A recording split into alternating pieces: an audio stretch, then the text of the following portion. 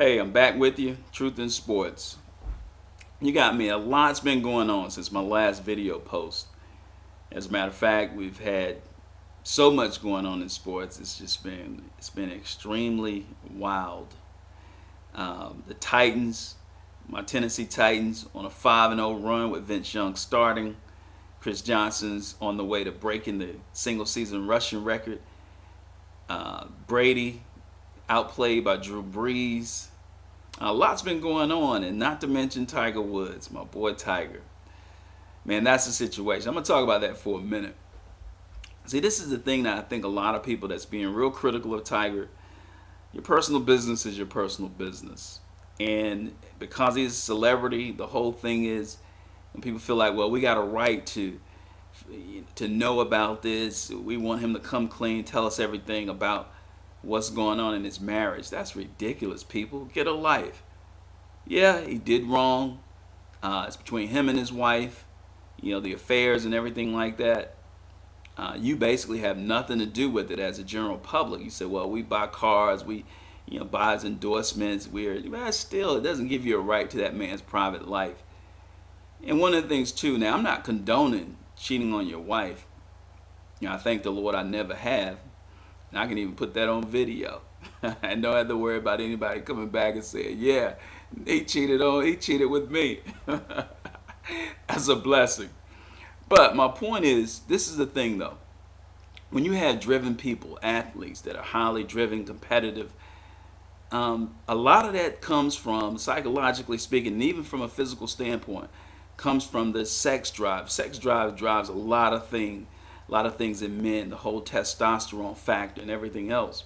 Not making excuses, but I know when your testosterone level runs high and you're a very competitive, driven person, athlete or whatever, you're going to have a higher sex drive. Now, if that energy is not channeled into the proper areas, it can be a mess. I mean, it can be a mess because it's going to be channeled one way or the other. Now, I thank God that, personally, that mine has been channeled through my spirituality. I'm a believer, Christian, and my relationship with God is what really keeps me, because if not by the grace of God, maybe some women running around saying, hey, your husband cheated on me, he cheated with me. But see, they don't have any incentive right now to do that because I don't have $1 billion. But if I did, there wouldn't be anybody running around saying that at this time. And again, only by the grace of God. So if there's not something to counter that whole adrenaline high that you get from, whether it's sex or the chase or, those type things, stuff like this is going to happen. Ask Michael Jordan. I mean, and I don't want to make light of it because, it is something that can be the downfall of many people. But I pray that Tiger gets his life together. I hope him and his wife are able to work this thing out. And, some of the voice messages and text messages and things like that. Tiger's still a fairly young man, and he's apparently some stuff that he just sexually want to kind of do and say, and I don't know. I'm not going to go in this man's bedroom or anything else. But people, let the thing go. I mean, the man has apologized to his family. He admitted he had some transgressions, which I really don't feel like he owes us anything, really, as it relates to his personal life. If he had gotten in some legal trouble, different something like that, that's one thing. But this is between him, his wife, and and his family. So I say let the thing go. Now, I'm gonna jump off Tiger for a minute, and hope he gets his stuff together and keeps that driver in the bag.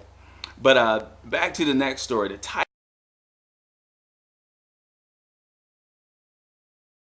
Titans, man, what about those Titans and Chris Johnson?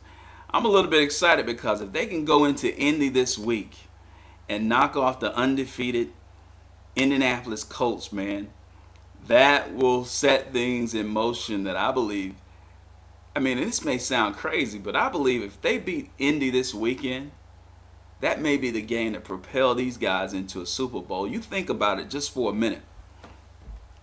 You have a combination of Chris Johnson and Vince Young. And if Vince Young can continue to throw the ball enough to keep defenses honest, I mean, because they have to basically hesitate a little bit. You can't go into man coverage if Vince is running out of the backfield, because you turn your back on him, he's got 20 yards.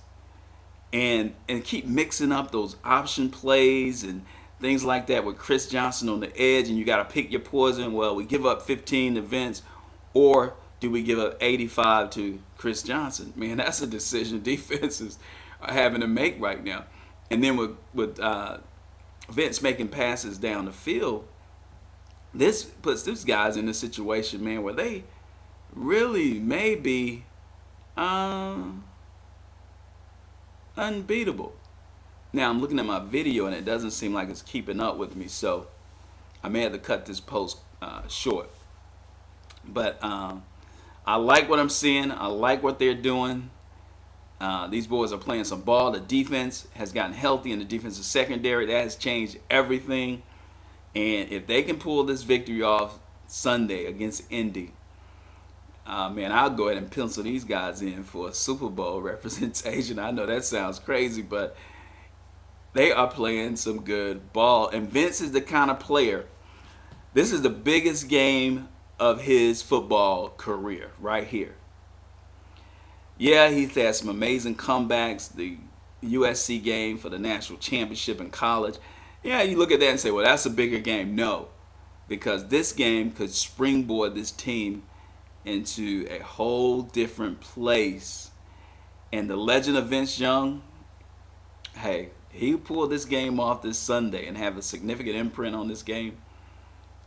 He will be looking at, look like he'll be on his way to that Hall of Fame induction that he talked about when things were going real bad for him. But hey, my Titans are doing great. I look forward to them to continue to win. And the last topic I'm going to talk about right now is